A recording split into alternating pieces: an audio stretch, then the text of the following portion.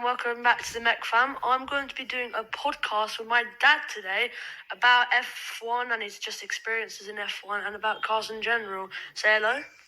Hello, I am the dad. So, have you had any crazy encounters in F1 or any crazy events that have happened?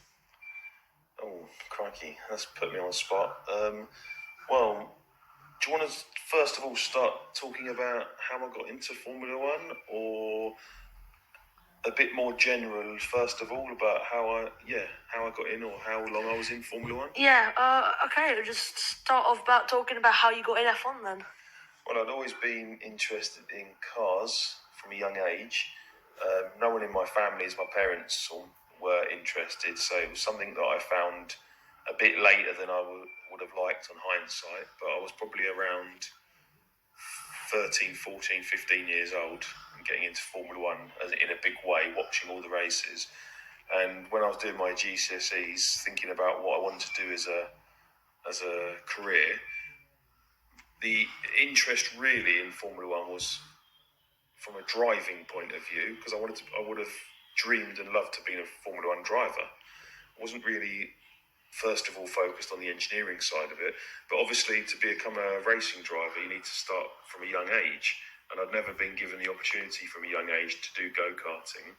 So I knew at the age of 14, 15 that I was never going to become a professional racing driver. So then I thought, and obviously around times when you're thinking about career, etc., what could I do as a job? And I thought, well, I've always been interested in engineering as well, like Meccano and Lego and things like that as a child. And I thought, well, my passion is massively Formula One and motor racing, specifically Formula One. So I thought, well, if I can't drive Formula One cars, maybe I can work in the sport as an engineer. So that's what led me to do my college course in mechanical electrical engineering, then in motorsport engineering, then eventually to top it up into a degree of motorsport engineering design. And then that got me into motor racing and Formula One.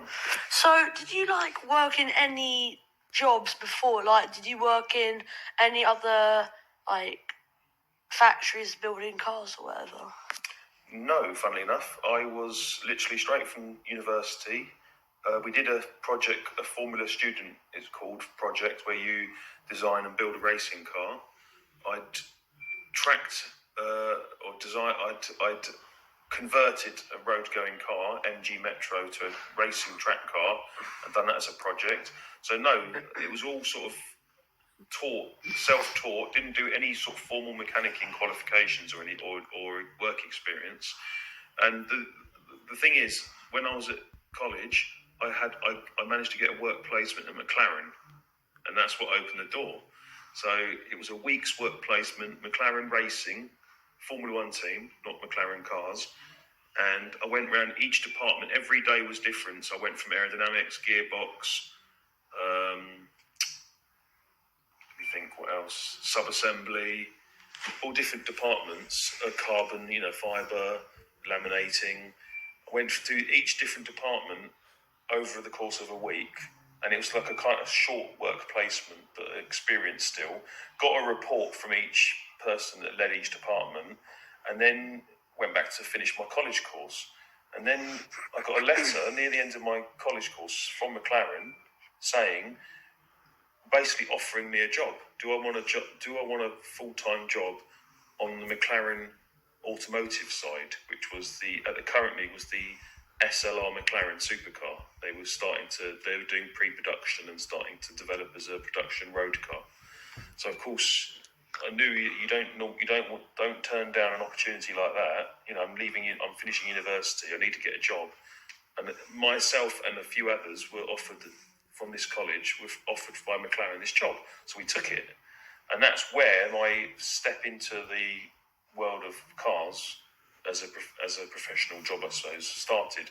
And I learned, I was basically a technician, so I was building different assemblies for the SLR McLaren, and then building the car on the actual production line. And then I've always wanted to do Formula One. That never went away. And basically, my step to Formula One was either stay at McLaren and The problem is there's 2,000 staff at McLaren MTC, and there was a waiting list to get into the F1 team, or try and start with a new Formula One team, and that's what happened. Yeah, so what F1 team did you work for? Well, there was a little new team called Super Aguri Honda, which in 2005, when I was at McLaren, there was some rumours in the motorsport world that, well, basically, their Japanese driver, the history behind this team was a Japanese driver called Takuma Sato, his contract wasn't renewed by the BAR, British American Racing Honda team. And what happened is there was a big outcry in Japan, and Honda themselves thought, we need to find this Japanese driver a new Formula One drive, but we can't give him the one that we currently got with BAR Honda. So they approached a Japanese guy who used to be a Formula One driver called Aguri Suzuki, and he'd been running his own racing team in Japan. And they basically said, with assistance, Aguri, would you want to run a Formula One team? Now, of course, any prospective team owner in the junior formulas is going to jump at a chance to run their own Formula One team. And especially with the financial backing and the help from Honda themselves as a big car manufacturer. So he said, yes, I will run a Formula One team. And that's where the Super Aguri team started. And when I went, I don't remember actually sending a CV, but I obviously did send a letter to the fledgling team before they'd even really got a factory, or before they'd even got an entry confirmed into the championship, the F1 world. I obviously sent off a CV saying I would like to be part of this new team if it ever happens. And then that's basically, and when I got a phone call, and when I went for an interview, the team still wasn't confirmed on the grid. So it was a big commitment to leave an established, very well-known big company like McLaren, where I could eventually probably get into Formula One if I stayed there a long time, or the rest of my career, to leave that and join this brand new start-up Formula One team that hadn't even been confirmed yet on the grid was a big risk I took. And I took the risk because joining a small team, you play a much more influential role, don't you? Compared to being one of 2,000 people in McLaren. So I thought, I know it's like the old school Formula One. You can progress up the ranks a lot quicker in a small team than compared to a massive team where everyone's got a certain job. So that's kind of the risk I took, and luckily it paid off. Yeah. So did you have like a certain role in the pits, or did you like work in their factories? Well, you want to rewind a bit, because when I got the job that I was offered and I went interviewed for was as a junior gearbox technician. Oh yeah. And I'd never had any experience with gearboxes. Okay, I'd been an assembly technician on the McLaren road car, supercar. So I was mechanicking, building components, assembling parts of the car on the production line. So all mechanical sort of. Using my hands that sort of way mechanically, so it lends itself to specialising in a certain part of a Formula One car. But as a junior, I had no experience as gearboxer, so I was taken on as an apprentice effectively. And in the small Formula One team that we had, there was only 4 of us in the gearbox department in the first place. The head gearbox guy was an experienced guy who'd done Formula One, Jordan Formula One. He'd been on the race team, he'd been factory, he knew how to build Formula One gearboxes, so he had the experience. He was factory-based. I was the junior or the apprentice gearbox technician that was factory-based. And then you had the 2 race team gearbox guys who would run each car at the racetrack. And they obviously had motorsport experience, but all of their experience was in World Rally, not in single-seater Formula One. But again, if you could build a World Rally car gearbox, you can build a Formula One, and it's just a different set of drawings and different components. So that was my entry, and I basically applied myself and learnt on the job, showed that I could learn quickly and not make mistakes and build gearboxes. And through a lot of pestering of the race team manager, wanting to get to a racetrack. I want to go to a racetrack. I don't want to be factory-based. I eventually got sent to a test in Spain as a support engineer or support technician, gearbox technician, and then eventually, again, building gearboxes, running the car at a racetrack, taking over the test car. So the responsibility was on me, and that was my car and my gearbox to run, doing ratio changes, putting the oil in, taking the oil out, assisting the mechanics on a racetrack, swapping gearboxes, all this sort of normal stuff you do at a racetrack. I proved to the race team manager, who obviously was a guy with a lot of F1 experience, he'd been in teams like Benetton in the past and been chief mechanic, etc. So at Super Aguri, this is all happening. I managed to convince them that I deserve a chance to be one of the race team gearbox technician guys. So, is there anything any like F1 teams, like new ones like Super Guru at the time, do they have to do anything to actually create their team, or can just anyone go and make their own team and go into F1? No, there was a entry procedure which, because Formula One or the bosses, the FIA, etc., they don't want anyone, because there's so many people that can say, well, we'll do Formula One, and they don't have the money or the resources to do it, and eventually you'd make a mockery out of the sport if you let anyone in, and then 2 months later they can't pay for anything.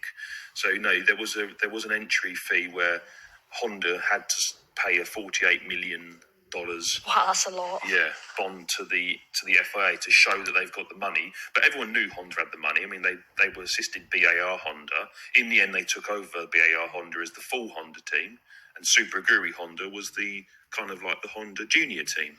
Yeah, so I've got 2 questions here. Yeah. So, how many races did you do in total? And also, like, when the cars came into the pits during the race, were you helping anyone, or were you like putting the tyres on, helping the refueler, doing anything like that?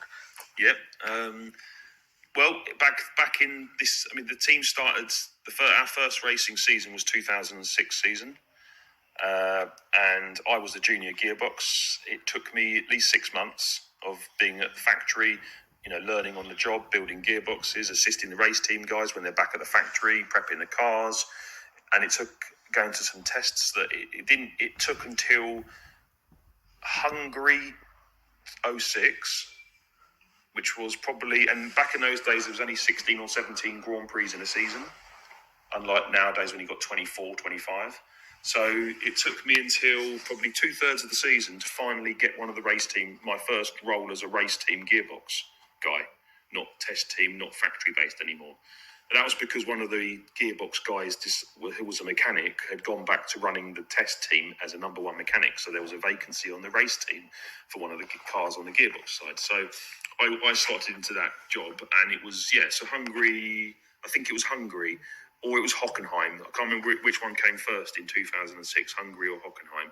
But I think it was Hungary as my first Grand Prix.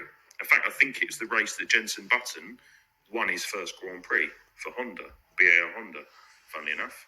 But so I did the remaining races in 2006. I did all the winter testing as well as gearbox technician over 2006 into 2007. I did the full 2007 Formula One season as a race team gearbox guy. So I did all 16, I think it was 16 Grand Prix or 17 maybe Grand Prix. And then, I mean, the history of the team, sadly, there's a lot of politics behind it. But basically, I did the first 4 races of 2008 until we were closed. Sadly, Honda withdrew from the sport anyway. So all in all, I did 27 Grand Prix. That's a lot. That's my F1 career as a gearbox technician, race team. 27 Grand Prix in charge of one of the cars, gearbox related, obviously, out of Formula One. Yeah, so my CV says 27 Grand Prix. Yeah.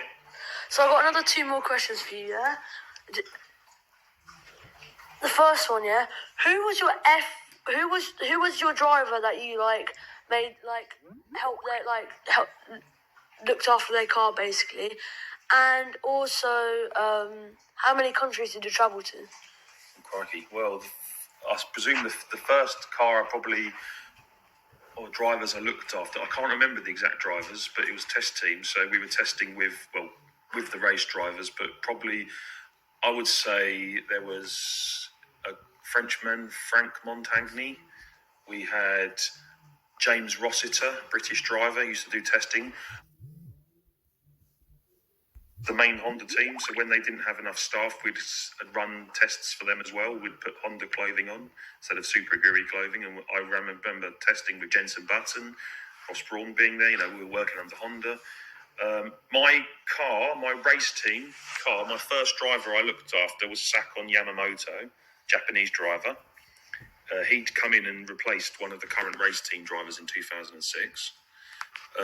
And then 2007, my driver was Anthony Davidson, who you see on Sky Sports F1 all the time now as commentator. I used to look after his car at all racetrack. And then 2008, again Anthony Davidson until sadly the team was closed mid-season. So, if you got offered a job, let's say, by McLaren,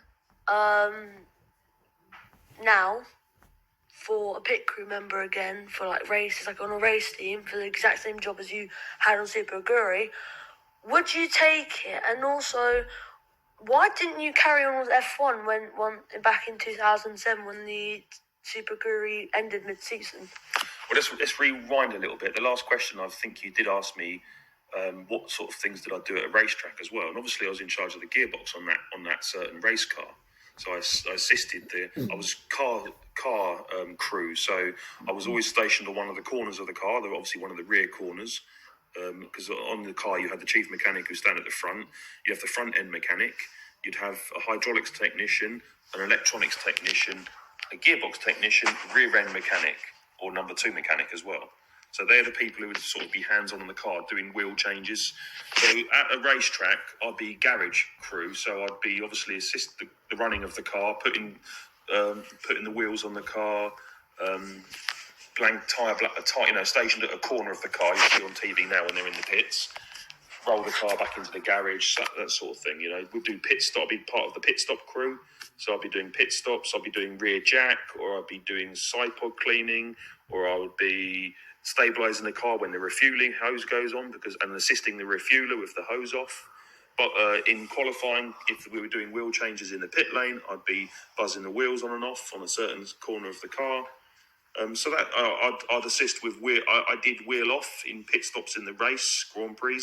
I never did the wheel gun, or that was mainly a mechanic's job, and I didn't do wheel on, so I was mainly do wheel off. So yeah, we did a lot of things. What was the other part of your question, sorry? If you got if McLaren came. If you got offered a job the same as Super Aguri now, would you take it? Well, why? I just remembered. Why didn't I continue Formula One in 2008? Well, it was mid-season. It was also a time when there was a financial crisis going on in the world, which is partly the reason Honda withdrew from Formula One. I think Toyota and other manufacturers did as well. They'd also realised that the expense of Formula One, they'd started to limit the number of people travelling to a racetrack. So you couldn't just have an unlimited amount of engineers and technicians going to races anymore, which means teams had to really thin down their travelling staff. And of course, I was a number of people out of a job from that Formula One team mid-season, while the other teams are having to thin down their travelling crew. There wasn't any positions available, basically. There was potentially a chance I could have gone back to McLaren. I remember going to McLaren for another interview with gearbox department, but it was a test team position, and I wanted to be a race team guy because I've done Formula One Grand Prix. Yeah, but couldn't you just work your way up? I could have gone back to McLaren as back in, and I probably would have got into the race team, and I could have still be there now. But things happen for a reason. I was lucky enough that I was young when I did Formula One. I knew I wanted a family. I didn't want to be travelling around the world, and if I'd carried on in that job, I wouldn't have had a family. And actually, at the time, I got an engine building job for V12 motorsport engines for a thing called Super League Formula, but it was basically a new formula of racing with V12 racing engines, still at Leafield where our factory was based, Super Aguri factory, when I was building sub-assemblies and building racing engines there, and it was really good money, so I kind of didn't want to go. Plus, I'd also bought a house in Oxfordshire, or near Oxfordshire, and McLaren's in Surrey. Yeah, so I had my house as well in the area, so I didn't want to move back to Surrey because that would have meant moving house. And then fast forward a little bit after that, with working on those V12 engines, I met someone, and then I wanted to start a family, and then basically the opportunity for Formula One kind of frazzled out, basically, and I didn't really pursue it. And then obviously, to cut forward a long way, I'm now in the railway, a train driver, so I'm in a very nice, stable career. I wouldn't want to go to the volatility of a Formula One where things, 1 minute you're sponsored, the next minute the teams are pulling out. It's much more up and down whether you've got a job or not. Yeah, it's not secure. It's like a train driver job right now. Exactly. That's exactly it. And it's probably a lot more stressful, like always going to manage a car, driving a long way, having to fly all over the place. Yeah, I mean, there was a certain amount of stress, but we were professionals, so I didn't really, cameras in your face at a racetrack. When the pressure was on and the driver had an incident and you had to have that car running again. And in ways it was fun as well, but it was, pressure wasn't something you really thought about. You would have been the wrong job in Formula One if you couldn't work under pressure.